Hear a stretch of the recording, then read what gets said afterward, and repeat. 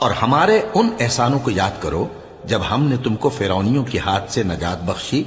وہ لوگ تم کو بڑا دکھ دیتے تھے، تمہارے بیٹوں کو تو قتل کر ڈالتے تھے اور بیٹیوں کو زندہ رہنے دیتے تھے، اور اس میں تمہارے پروردگار کی طرف سے بڑی آزمائش تھی۔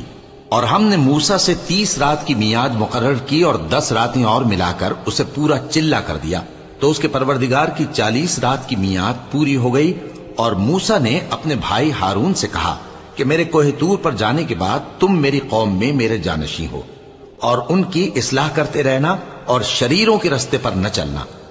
اور جب موسیٰ ہمارے مقرر کیے ہوئے وقت پر کوہ طور پر پہنچے اور ان کے پروردگار نے ان سے کلام کیا تو کہنے لگے کہ اے پروردگار، مجھے اپنا جلوہ دکھا کہ میں تیرا دیدار کروں۔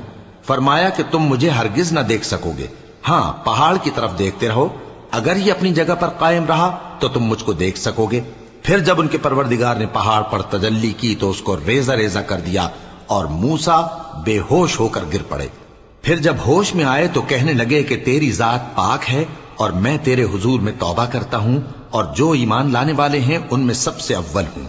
فرمایا اے موسیٰ، میں نے تم کو اپنے پیغام اور اپنے کلام سے نواز کر لوگوں سے ممتاز کیا ہے، تو جو میں نے تم کو عطا کیا ہے اسے تھامے رکھو اور میرا شکر بجا لاؤ۔